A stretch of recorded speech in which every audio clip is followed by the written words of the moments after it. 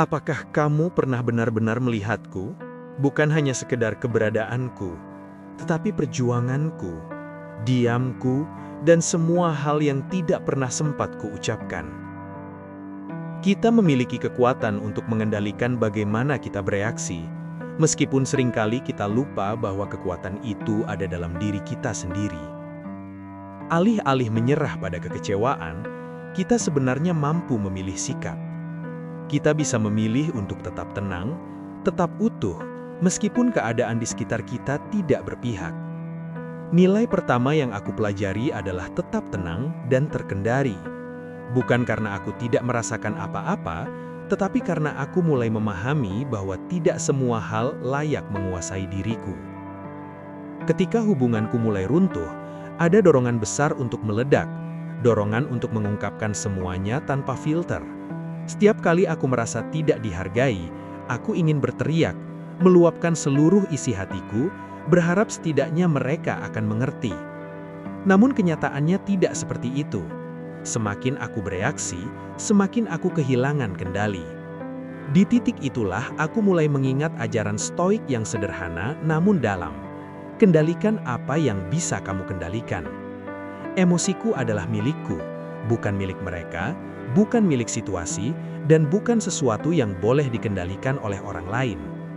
Aku mulai bertanya pada diriku sendiri, mengapa aku harus membiarkan sikap mereka menentukan perasaanku? Mengapa aku harus merasa kecil hanya karena mereka tidak mampu melihat nilainya? Dari sana, aku mulai memilih untuk berhenti memberi reaksi yang mereka harapkan. Setiap kali aku diabaikan, aku tidak lagi mengejar. Setiap kali aku merasa tidak dihargai, aku tidak lagi memohon perhatian. Aku diam, bukan karena aku lemah, tetapi karena aku sedang menguatkan diriku sendiri. Perlahan, ketenangan itu berubah menjadi kekuatan. Semakin aku tidak terguncang, semakin aku menyadari bahwa aku tidak lagi mudah dikendalikan. Sikap mereka yang dulu begitu memengaruhiku, kini mulai kehilangan kuasanya. Aku tidak lagi hidup dalam bayang-bayang harapan mereka. Aku mulai hidup dalam kendali diriku sendiri. Namun perjalanan ini tidak langsung indah. Ada fase di mana aku merasa sangat lelah dan kosong. Seolah semua usaha yang kulakukan tidak berarti. Di titik terendah itu, aku menemukan pemahaman yang lebih dalam. Mengejar pengakuan dari orang lain hanyalah jalan menuju kekecewaan. Kita tidak pernah benar-benar bisa memaksa orang lain untuk menghargai kita. Tetapi, kita bisa memilih untuk menghargai diri sendiri. Aku mulai menyadari bahwa kebahagiaan sejati tidak datang dari luar, bukan dari pujian, bukan dari perhatian, dan bukan dari pengakuan siapapun. Kebahagiaan itu lahir ketika aku berhenti bergantung pada orang lain untuk merasa cukup. Aku mulai menghargai usahaku sendiri, bahkan ketika tidak ada yang melihat, bahkan ketika tidak ada yang mengakui. Dari situ, aku mulai membangun kembali diriku. Aku kembali pada hal-hal yang dulu aku tinggalkan, belajar hal baru, mengasah kemampuan, dan mengejar minat yang sempat hilang. Aku mulai berolahraga, membaca buku, memperbaiki pola hidup, dan melatih pikiranku agar lebih kuat. Setiap langkah kecil terasa berarti, karena untuk pertama kalinya, aku melakukannya bukan untuk orang lain, tetapi untuk diriku sendiri. Proses ini perlahan membawaku kembali mengenal diriku. Aku mulai menyadari bahwa aku bukanlah versi lemah yang dulu bergantung pada validasi orang lain. Aku adalah seseorang yang mampu berdiri sendiri. Seseorang yang mampu tumbuh tanpa harus menunggu pengakuan. Aku juga mulai membangun batasan, sesuatu yang dulu tidak pernah kupahami. Dalam hubungan, aku terbiasa membuka semua emosi. Aku pikir kejujuran berarti memberikan semuanya tanpa batas. Namun aku belajar bahwa tidak semua orang pantas mendapatkan akses penuh terhadap perasaan kita. Tidak semua orang mampu menjaga apa yang kita berikan dengan tulus. Aku tidak berhenti merasakan. Aku hanya menjadi lebih bijak dalam berbagi. Aku memilih dengan siapa aku terbuka dan kepada siapa aku mempercayakan perasaanku. Ini bukan tentang menutup diri, ini tentang melindungi diri. Dan dari situlah aku mulai merasa lebih kuat. Perubahan itu terlihat bukan dari kata-kataku, tetapi dari sikapku.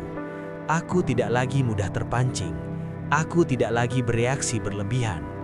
Aku menjadi lebih tenang, lebih stabil, dan lebih sulit untuk digoyahkan. Mereka mulai merasakan jarak yang tidak bisa dijelaskan, jarak yang tidak pernah ada sebelumnya. Dan disitulah penyesalan mulai muncul. Bukan karena aku pergi dengan suara keras, tetapi karena aku berubah dalam diam. Mereka mulai menyadari bahwa mereka kehilangan seseorang yang dulu selalu ada. Seseorang yang dulu memberikan segalanya tanpa syarat. Kini, aku tidak lagi seperti itu. Aku tidak lagi mudah diakses. Aku tidak lagi mudah dipahami. Karena aku tidak lagi membiarkan diriku dimiliki tanpa dihargai. Aku juga mulai membangun kemandirian, bukan hanya secara emosional, tetapi juga secara finansial dan mental. Aku memahami bahwa ketergantungan hanya akan melemahkan posisi kita. Semakin kita bergantung, semakin kita mudah kehilangan diri sendiri. Ketika aku mulai mandiri, aku merasakan sesuatu yang berbeda, kebebasan. Aku tidak lagi merasa takut kehilangan, karena aku tahu aku tidak akan kehilangan diriku sendiri. Aku tidak lagi mencari validasi untuk merasa berharga.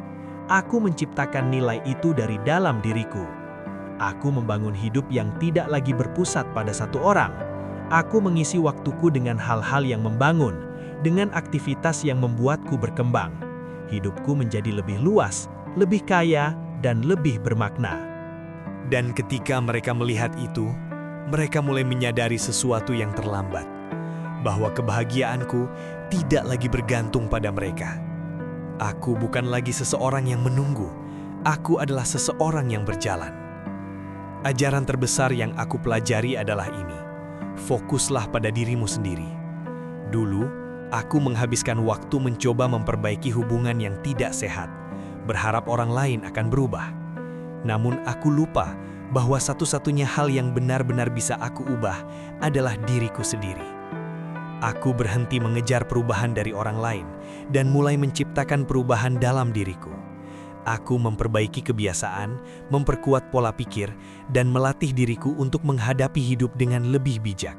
Setiap hari, aku berusaha menjadi lebih baik, bukan untuk mendapatkan pengakuan, tetapi untuk menjadi versi terbaik dari diriku sendiri.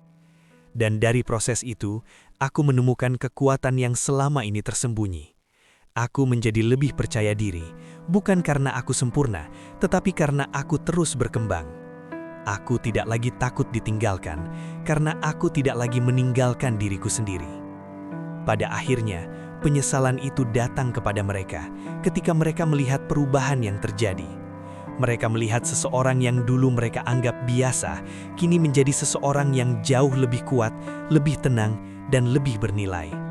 Mereka kehilangan kesempatan untuk tumbuh bersamaku, bukan karena aku tidak memberi kesempatan, tetapi karena mereka tidak mampu menghargai ketika kesempatan itu masih ada. Dan mungkin itulah pelajaran terbesarnya, bahwa kehilangan tidak selalu terjadi saat seseorang pergi. Kadang, kehilangan terjadi saat seseorang berubah menjadi versi terbaik dirinya, dan kita tidak lagi memiliki tempat di dalam hidupnya.